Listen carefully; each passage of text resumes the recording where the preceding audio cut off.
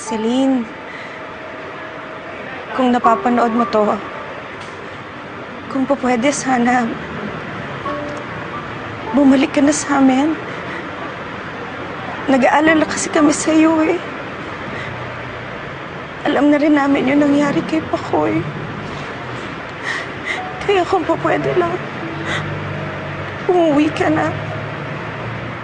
Anak, I'm so sorry dun sa lahat ng mga nasabi ko sa'yo. Mahal na mahal ka namin. Higit sa pagmamahal sa'yo ni Josephine. Hayop ka, Bettina. Sinisiraan mo pa ako? Iniisip namin ang kapakanan mo. Iniisip namin kung ano yung makakabuti sa'yo. Celine, maawa ka sa sarili mo. At Josephine, nakikiusap ako sa'yo. Kung nasan ka man, sana ibalik mo na sa amin si Celine. Maawa ka sa anak mo. Kayo ang dapat maawa sa kanya. Kung pinagbigyan niyo lang kaming magkasama ni Celine, hindi na aabot sa ganito.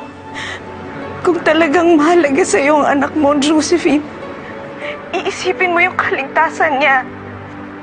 Isasakripisyo mo yung kagustuhan mo para lang maligtas ang anak mo. Please, Josephine, hindi na to usapin kung sinong karapat-dapat maging ina ni Celine. Sige, tinatanggap ko na ikaw ang tunay ng ina. Pero please, nagmamakaawa ako sa'yo. Ibalik mo siya sa amin kung saan siya ligtas. Selena, if you're watching, nagmamakaawa kami sa'yo.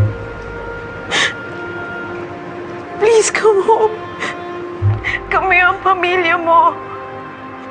Kami ang nagmamahal sa'yo. Mami, please come home, anak. Ma, nagsasalita pa si Mommy. Hindi mo na siya kailangang pakinggan. Alam mo, nagmamakaawa lang siya eh. Pero ang totoo, malupit siya. Pinaghihiwalay niya tayo. Ma, hindi mo ba narinig yung sinabi niya? Tanggap niya na nanay ko kayo. Hayaan mo kausapin ko siya, mapapapayag ko siya na huwag tayo paghiwalayin. Wala akong tiwala sa kanila. Sinubukan ko magbago. Pero sinasagad na nila ako. Iisa lang ang nanay mo. At ako yon. Ako lang, Celine. Kaya kalimutan mo na siya. Kalimutan mo na silang lahat. Ma, hindi ko pwedeng gawin yon. Pamilya ko pa rin sila. Tsaka bakit ko kailangang pumili? Kung pwede namang ayusin. Ma, kung mahal mo talaga ako, hindi mo ako ipagdadamot. Ma, kung hindi mo kayang magtiwala sa kanila, sa akin ka na lang magtiwala. Tatawagan ko si Mami ngayon para hindi na natin kailangan magtago ng ganito.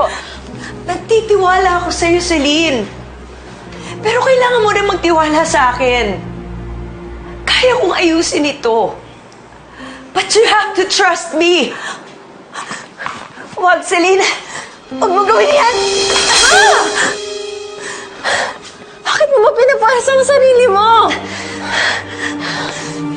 Kailangan kong puwersahin ang sarili ko para lang pigilan ka gagawin ko. Kahit na meron na akong karamdaman. Para lang malaman mo na hindi kita papayagang mawalay sa akin. Kanya kita kamahal, Celine. Hindi kita susuko.